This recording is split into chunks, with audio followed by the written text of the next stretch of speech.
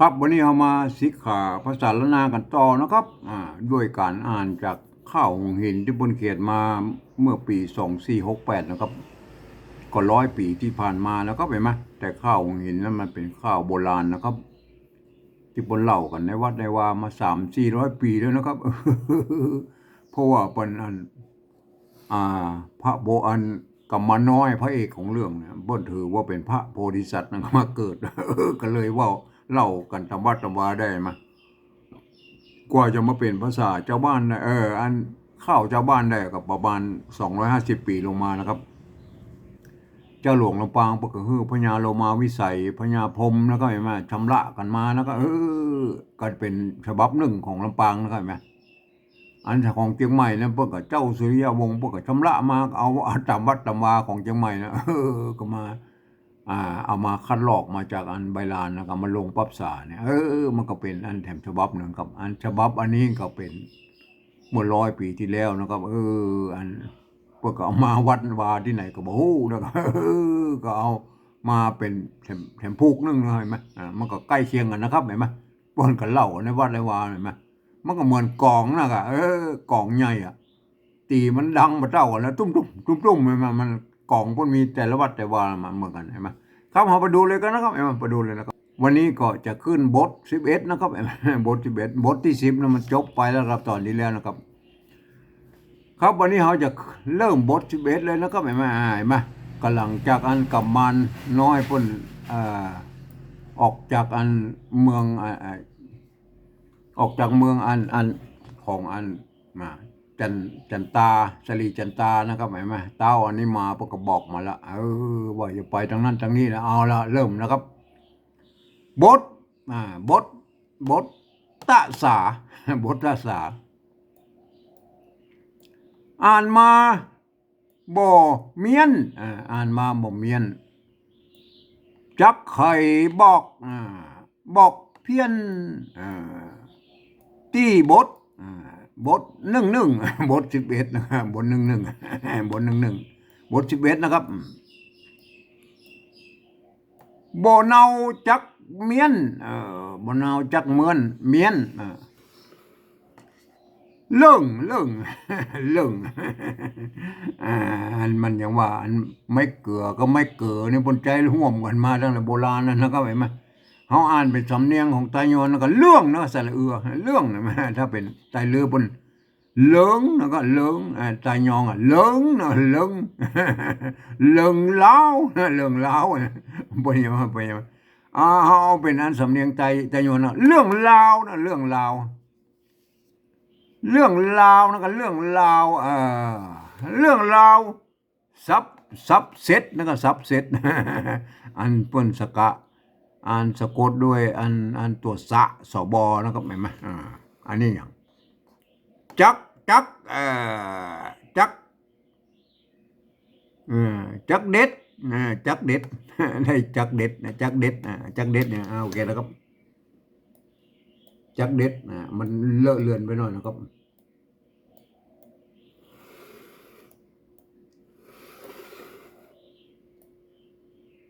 จักเด็ดเอาดวงเอาดวงพระธรรมอันนี้ตรงตัวเราพระธรรมฮือแจ้งนะครับฮือแจ้งเหมือนสาอันนี้มันซ้อนกันสากะลาสากะลานั่นก็คือมันสาคอนนั่นแหละป้นเขียนเป็นสากะลานะสากะลาไหลมาไหลมาเติมมาเติมจะละมไหลมาเติมแล้วก็เอาไตยวนเติมแท่งนะครับไหลมาเติมแท่งบอลูเห็นไหมบอลูเป็นอารุละโรลิงกันเห็นไหมความจริงมันต้องละโรเรือเกินแล้วก็บ่ฮู้เนาะบ่ฮู้บกบางบ่ฮู้บกบางตึกเต้าตึกเต้าอันนี้ตรงตัวเต้ากัน3 โมงกัน3 โมงถึงบ่ได้ยังเงาบ่ได้ยังเงานะครับอันนี้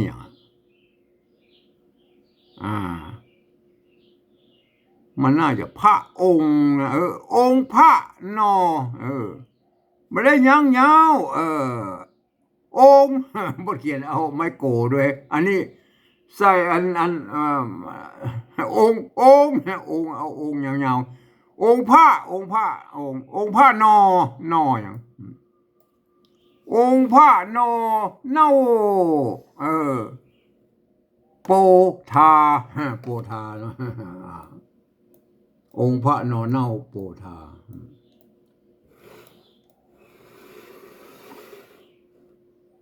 ก็ขึ้น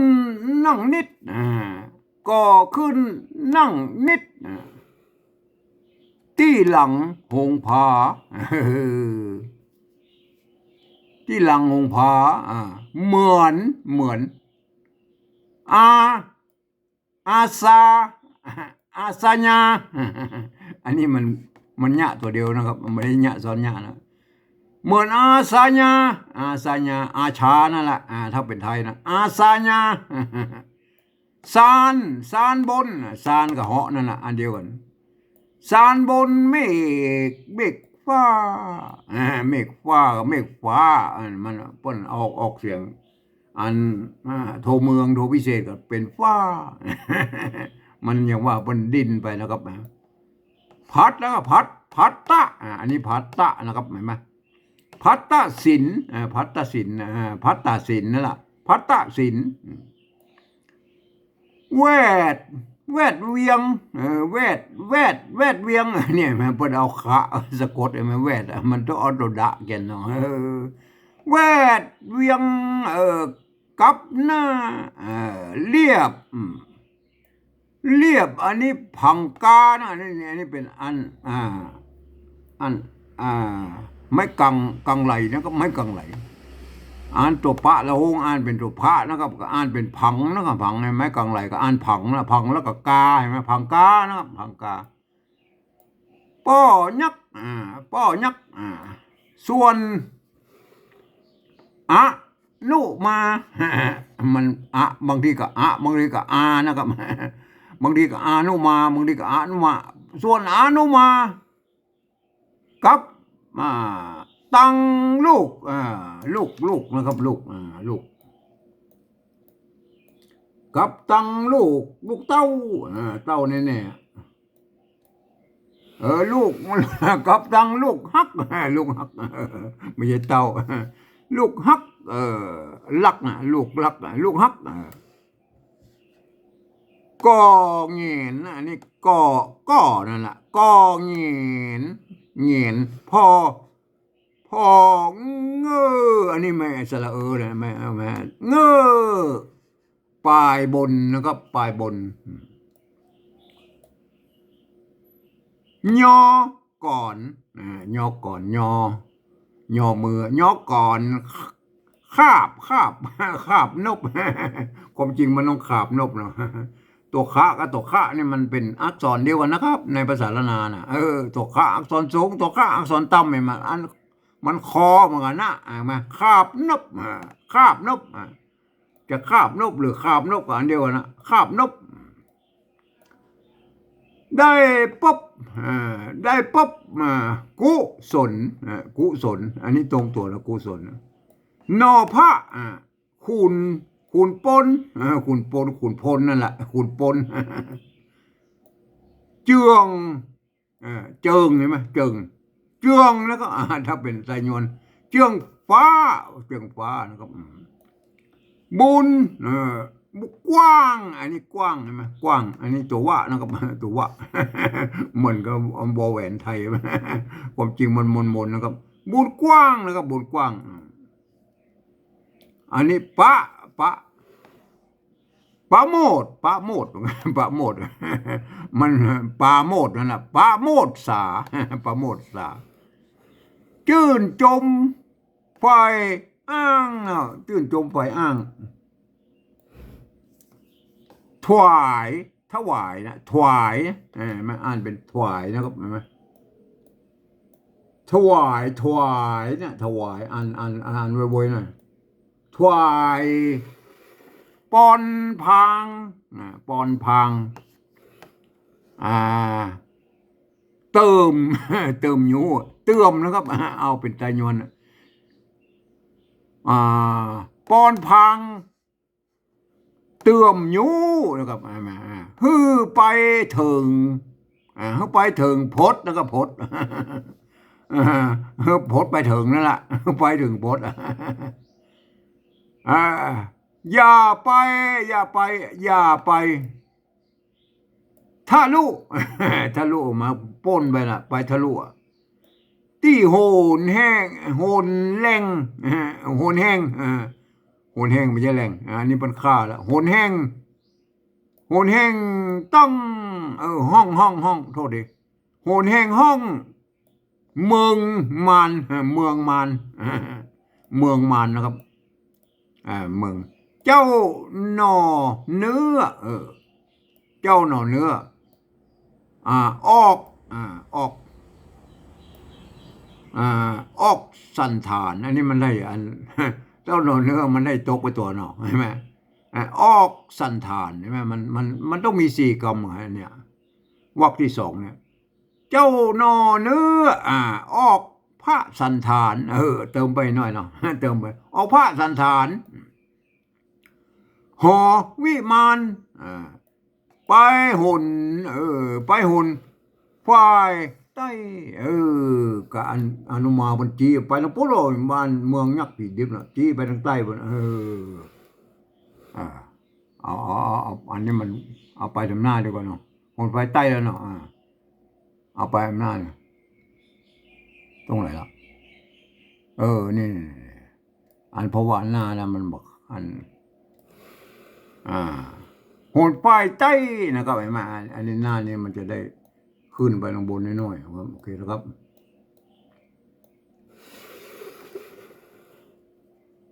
จำสำคัญจำสำคัญก็คือจำไว้เนอะจำมาแม่นมันจำสำคัญตี้ที่กับตี้นั่นแหละ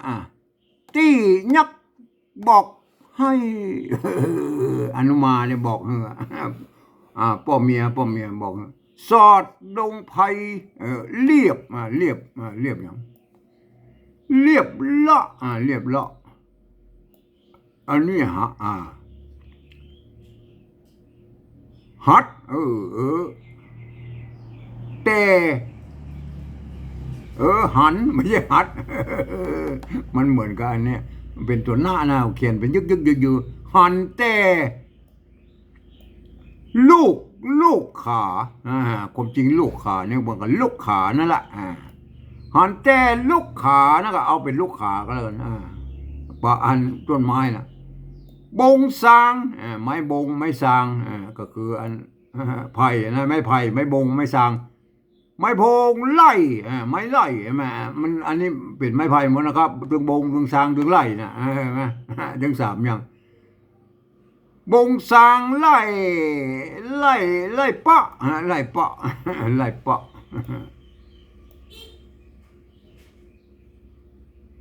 เงียนมันจะไหนเห็นเนไม่ใช่เนก็ไม่ใช่เห็นทรงต้นเห็นทรงต้นมันเป็นต้นไม้นะครับชื่อเห็นอันของลำปางบนเห็นทรงต้นทรงต้นเห็นทรงต้นลำยงไม้ลำยงไม้เป่าไม่เป่าไม้แงะไม่แงะไม่แงะไม่แงะบนมีอากันย่อนเลยญาติยายนะครับญาติยา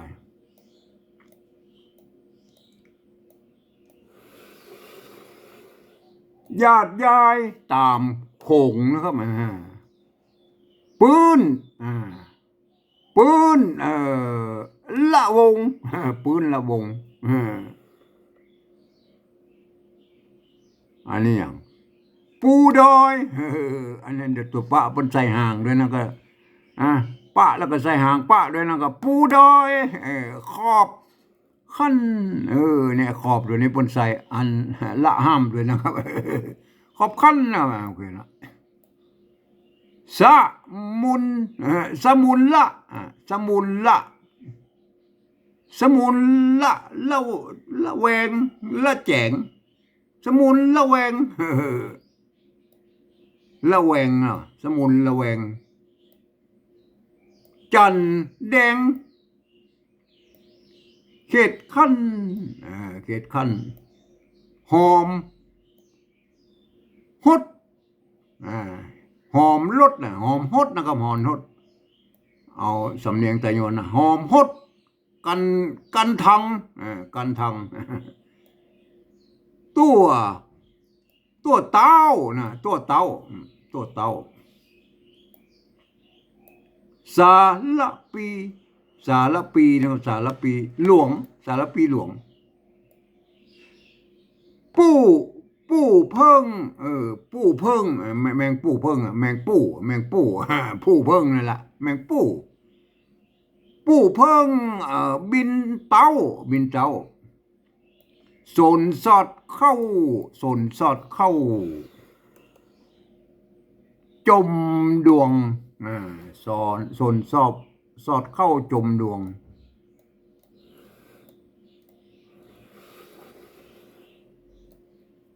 อันนี้อย่างมากมากมันเป็นพูดเขียนนั่นนะตัวฮะแล้วก็ลวดมาตัวอันห่างมะเลยไหมเห็นไหมแล้วเอาตกกะไปซุกอยู่ตรงนี้ไหมมากความจริงมันต้องใส่ตกกะก็ได้นะครับไม้ชัดก็มากแล้วนะครับมากมากอกเนี่ยแม่มากอกอันนี้ก็คือไม้ชัดเนี่ยมันแตนตกกะอยู่ข้างเนี่ยมากอกมากนะมากอกมากนะสั้นเป้ามันความจริงมันต้องเป็นเอาตัวป้าเขียนนะมันสั้นเป้านะครับสั้นเป้าไม้นะครับสั้นเป้าไม้สั้นเป้าไม้จวงอันนี้อย่างไม้จวงแล้วครับอันนี้อย่างโป่งปูปุ๊นะครับอันนี้มันต้องไปยุ่งมันห่างเนี่ยมาอ่านไม่กุอยู่นี่ปูโป่งนะปูโป่งใบพวงปูโป่งใบพวงเลยมาห่างนี่มันต้องไปยุ่งมาเอามันมาเปิดใส่ไปอันน่ะใบพวงขยอมดอกจ้อยนะครับแม่หมากม่วงคำหมากม่วงคำแดงคำแดงเหมือนแก้มสาวน้อยหมากสร้างดอยหมากสร้างดอยอันนี้รูปหูบรูปเงาะรูปเงาะนะรูปหูบเงาะมันเหมือนคล้ายๆเงาะลำศาสตร์ลำศาสตร์กับลางศาสตร์นั่นแหละลำศาสตร์ลำอย่างลำใหญ่แน่ๆลำศาสตร์ลำใหญ่ลำศาสตร์ลำใหญ่นะครับลำใหญ่ลำศาสตร์ลำใหญ่อันนี้อย่างตัวมะอันนี้ตัวหะนะครับอันตัวมะเมาสายข้าเจาะก็มันเรียวมันปนห้องเป็นกระเจาะข้าเจาะมันเป็นต้นกระเจาะนะข้าหมอกนะครับอันนี้ตัวข้าอันนี้หมอกนะครับหมอกนี่มันไม่ชัดเนี่ยมันแตนดวกกะอยู่นี่ข้าหมอกเอื้องเขาบอกเอื้องนานี่มันสองตัวนาตั้งกาละพึกกาละพึกเลเกตทะวาของมันต้องดวงดอกนะครับเห็นไหมของดอกเห็นไหมมันได้เดี๋ยวดวงดอกเป็นยานะครับมันต้องเป็นดวงนะครับเนี่ยมันเป็นของไหมดวงดอกเป็นยาดวงดอกเป็นยานะครับของดอกเป็นยามันบอกให้เข้านะเอาดวงดอกเป็นยา ลาแกลาแกมันยังไงนะลาแกลาการาคานั่นน่ะลากาลากาลากาบ่น้อยเอออันนี้อันนี้ตัวทะนะครับตะละโหงนี่อ่านเป็นตัวทะตัวละนี่มันต้องไปอ่านบนท้าแบกถ้าบ่ใช่ท้าแบกถ้าแบกถ้าแบกมันได้ถ้าแบกนะฮะหูถ้าแบกถ้าแบกหูกว้างยางยางพายยางพายยางพายยางพายเป็นถ้อยสะเคียนดงไม้ไม้ฮักไม้ฮักเอาตัวห้าเขียนนะฮะไม้หัดตานทรายเมาสายหมักควัดตีนตั้งหุ้มใบมุงไม้ไม้เหี่ยวไม้เหี่ยวไม้งุนไม้เหี่ยวไม่งุน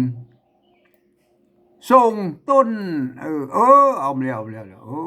ล้วส่งต้น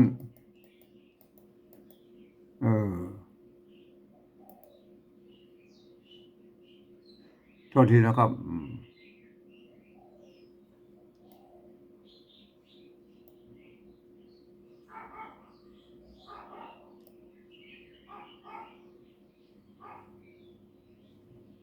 ตันทรายเมาสาย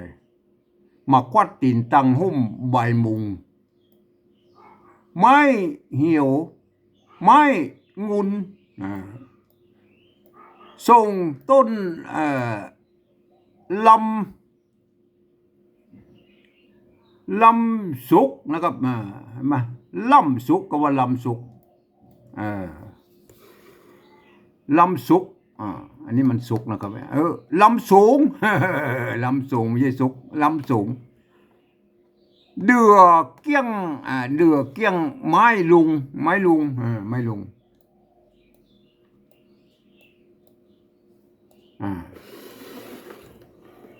นมงัวหมักห้าอันนี้เกี้ยไผ่เกี้ยไผ่สนดอยบนเป็นตาไม้กลตาหมากซักตึกหมากซักเนี่ยนะครับไม่มาเอาไปกอยอันที่แปะไว้นะครับ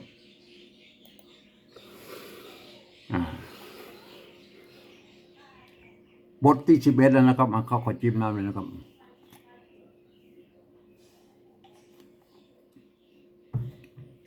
บทตสาอ่านมาบ่เมียนจักไข่บอกเพี้ยนที่บท11นะครับเห็นไหมบ่เนาจักเมียนเรื่องราวซับเสร็จจักเด็ดเอาดวงผ้าทำแจ้งนะครับเหมือนสากะลาไหลมาเติมแท่งบ่หูบกบางเติกเต้ากัน3 โมงถึงบ่ได้ยั้งเย้าองค์พระนอเน่าโปธาก็ขึ้นนั่งนิดที่หลังหงผาเหมือนอาสญาสานบินเมฆฟ้าพัตตะสินแวดเวียนกับหน้าเรียบหังกาป้อยักอันเรียบอันของอันวิมานของอันพังกาของอันอนุมาเนี่ยส่วนอนุมากับตังลูกฮัก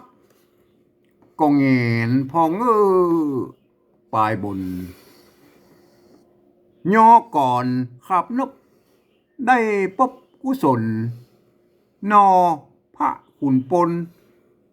เจืองฟ้าบุญกว้างปะโมดสาจื่นจมไฟอ้างถวายปอนพางเตื่อมยูนะครับฮือไปถึงพด มันน่าจะพดถึงนะครับคือไปพดถึงนะถึงพดนะพดถึงนะครับอย่าไปทะลุที่หุ่นแห่งห้องเมืองมานเจ้าหนอเนื้อกับมาน้อยนะออกพระสันฐานนี่ไหมนะออกสันฐานเนี่ยมันตกไปตวงนะครับไหมก็เลยเติมพระไปนี่นะครับออกพระสันฐานหอวิมานไปโหนไฟใต้นะครับจักสำคัญจำสำคัญที่ยักบอกให้สอดดงไพเรียบละหันแต่ลูกขา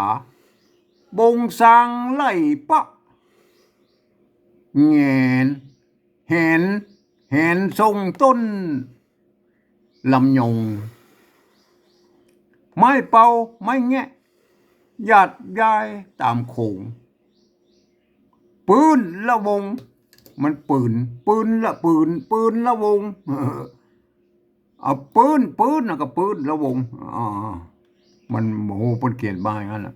ปืนละวงปูดอยขอบขั้นนะครับปูดอยขอบขั้นไม่เป่าปูดอยขอบเข้าแล้วสมุนละแวงสมุนละแวงจันแดงเกตขั้นหอมฮดกันทังตัวเต้านะครับมันน่าจะเป็นตัวเก่าตัวเต้ากับเต้าสาละปีหลวงปู่เพิ่งบินเต้าสนสอดเข้าจมดวงหมักกอกหมักนะสั้นเป้ามันน่าจะเป็นสั้นเป้านะครับสั้นเป้าไม้จวงปุ๊โป่งใบปวงขยอมดอกสร้อยนะดอกสร้อยลักไปหน่อยนะมักสร้อยหมากม่วงคำแดงเหมือนแก้มสาวน้อยหมากสังดอยลูกเงาะมันน่าจะลูกเงาะเป็นลูกเงาะนะครับมันเลยลำสาดลำไยเมาสายขะเจาะขมอกเอื้องนาตั้งกาและพึกแลเก็ดถวาของดวงดอกนะครับมันของดอกดวงดอกเป็นยานะมันเอาดวงดีกว่านะครับเอาอันนี้อันปริวัติปุ่นเนี่ยชำระดวงดอกเป็นยาราคาบ่น้อยถ้าแบกหูกวางยางพายเป็นถ้อยสะเขียนดงไม้ฮัก